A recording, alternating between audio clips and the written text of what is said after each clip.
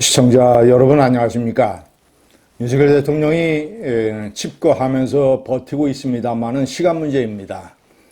내일 체포영장이 아마도 집행된다면 끌려가서 공수처에서 조사를 받고 그리고 구속영장이 청구되고 발부될 것입니다. 그러면 현직 대통령으로서 처음으로 구속이 되는 그런 기록을 세우게 됩니다. 왜냐, 이 내란의 주요 임무 종사자들, 전 국방장관, 사령관들이 전부 다 구속이 됐기 때문에 내란의 최고 책임자가 구속을 면하는 것은 논리상 맞지 않습니다. 자, 그리고 이제 헌법재판소가 제가 지난번에 말씀드린 대로 3월 달 중에 8대 0으로 탄핵 결정을 내릴 것입니다. 그러면 5월 조기 대선이 실시되고 이재명이냐 아니면 국힘 후보냐 이런 식으로 대결이 펼쳐지게 될 것입니다. 이런 전체적인 과정에서 우리가 잊지 말아야 될 것은 윤석열 대통령이 얼마나 역사상 또는 현실적으로 사법상 중요한 범죄를 저질렀는가, 얼마나 끔찍한 중죄를 저질렀는가, 이것이 정말 한국 역사상 잊혀져서는 안 될, 보수가 다시 태어나기 위해서도 이 점을 명확하게 정리를 해야 할 것입니다. 제가 얘기하는 3대 중죄, 첫 번째는 끔찍한 바보라는 것입니다. 대통령은 최고의 정보력을 가지고 있습니다. 그래서 가장 똑똑해야 되고 그리고 가장 똑똑할 수 있습니다. 가장이 바보 같으면 가족이 전부 위기에 처거나 평생 고생을 하게 됩니다. 지금의 대한민국이 그 꼴입니다.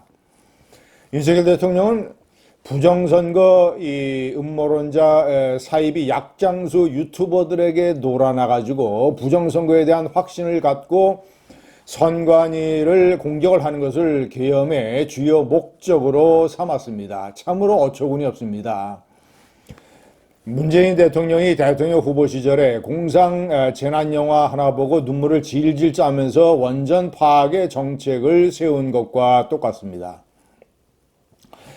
아니, 부정선거에 의혹이 생기면 자기가 정무비서관들을 많이 데리고 있으니까 정무비서관들로 하여금 자, 이 의혹의 진상을 조사해서 나에게 보고해라. 그러면 정무비서관들이 일단 부정선거라고 주장을 하는 사람들, 유튜버들도 다 만날 것이고 그들이 얘기하는 증거에 관해서 선관위의 해명과 설명을 드릴 것이고 그리고 이 부정선거의 최대 피해자라고 할 수 있는 국민의힘 관계자들의 얘기를 들을 것이고 부정선거가 아니라고 확신을 가지고 있는 저와 같은 이런 유튜버들도 만나서 얘기를 들어볼 것이며 그래서 부정선거가 의혹이 대단한 것이었다면 왜 검찰이 수사를 하지 않았는지 사법기관의 얘기도 들어볼 것이며 100여 차례의 선거 소상을 기각 또는 각하했던 이 사법부의 얘기도 들어볼 것이며 그래서 정교하게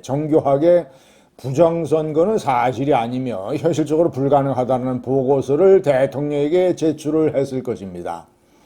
그러면 대통령이 저렇게 약장수들에게 놀아나는 일, 그래서 계엄 선포의 주요 이유로 삼는 이런 어처구니 없는 일은 발생하지 않았을 것입니다. 엑스포 이 경쟁 참패에서 보듯이 아랫사람들의 제대로 된 정보를 수집할 능력이 없는 바보 대통령. 아니, 세상 물정을 몰라도 그렇게 모릅니까? 평생을 검사한 사람이 부정선거 의혹이 음모론인지 아닌지 그것도 모릅니까? 끔찍한 바보라는 게 첫 번째 중죄고 두 번째는 제가 여러 차례 강조합니다만은 자기 하나 살기 위해서 많은 핵심 사령관들과 이 국정원 차장 그리고 최상목 경제부총리의 증언, 경찰청 청장 차장의 서울청장의 증언을 모조리 다 뒤집고 그들을 거짓말쟁이로 만들고 내가 문을 부수라고 지시하지 않았다. 총 쏘라는 말 없었다. 국회를 봉쇄하라고 지시한 적 없다. 이 주요 정치인 체포 지시 사실이 아니다. 국회 운영비를 끊어라, 비상입법기구 만들어라, 서류에 다 남아있는 것을 새빨간 거짓말로 국민들에게 거짓말을 해대고 속이면서 부하들을 거짓말쟁이로 만들었습니다. 오직 하나, 자기가 감옥 가기 싫어서. 아주 비겁한 대통령, 비겁한 지도자입니다. 친히 쿠데타를 했을 때는 실패하든 성공하든 자신의 정치적, 육체적 목숨을 걸어야 되는 게 쿠데타 지도자입니다. 비겁하게 평생 검사를 하면서 그 많은 사람들 다 구속시켜 놓고 박근혜 대통령을 포함을 해서 양승태 대법원장과 판사들을 포함을 해서 그렇게 구속을 시켜놓고 지 하나는 감방 가기 싫어가지고 저 따위 비겁한 찌질한 칩거 저항의 모습, 거짓말의 모습을 보이는 게 두 번째 중죄입니다. 세 번째는 무책임입니다. 시청자 여러분, 여소야대, 끔찍한 여소야대가 되면 이런 꼴이 벌어질 줄 몰랐습니까? 이미 역사상 다 알고 있기 때문에 지난해 4월 총선 즈음을 해서 국민의힘이 참패를 하면 큰일이 벌어진다. 끔찍한 여소야대 때문에 국정 발목 잡기와 여러 가지 어려운 상황이 펼쳐질 것이다. 그러니까 반드시 총선에서 승리를 해야 된다. 총선에서 승리를 하기 위해서는 명품백 사건에 관해서 깨끗하게 그것이 비열한 몰카 공작이었음을 규탄을 하면서도 동시에 무제한 기자회견을 갖고 대국민 사과를 하고 그렇게 해서 넘어가야 총선에서 이것이 악재가 되지 않는다. 실패하지 않는다라고 저를 포함한 여러 사람이 방송이나 이런 데서 목이 터져라 얘기를 했습니다. 알량한 자존심 때문에, 알량한 오만 때문에, 불통 때문에 결국 무제한 기자회견도 하지 않냐고, 사과도 하지 않냐고, 설마 하다가 강서주차장 잘못된 공천도 사과하지 않냐고, 설마 하다가 총선을 망치고 말았습니다.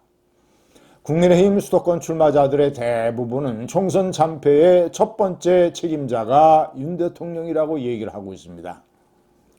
자신이 그렇게 해서 바보처럼 해서 총선을 참패시켜 놨으면 여소야대를 운명으로 받아들이고 제가 여러 차례 방송에서 강조한 것처럼 최대 무기인 거부권을 30번, 40번, 100번이라도 써서 법안을 막고 그리고 탄핵, 무리한 탄핵은 결국 헌재에서 기각을 하면 국민 여론이 윤 대통령 쪽으로 돌 터이니 조금만 참고 버텨서 행정부를 유지를 하고 자기가 잘못해서 총선 참패했으니 여소야대를 인내심을 갖고 버텨내고 현명하고 지혜롭게 가용할 수 있는 모든 수단을 써서 버티면 될 일을 대국민 담화까지 해서 국민들에게 호소하면 거기까지 하면 될 일을 계엄이 뭔지도 모르고 계엄법이 뭔지도 모르고 헌법이 뭔지도 모르고 포고령이 뭔지도 모르고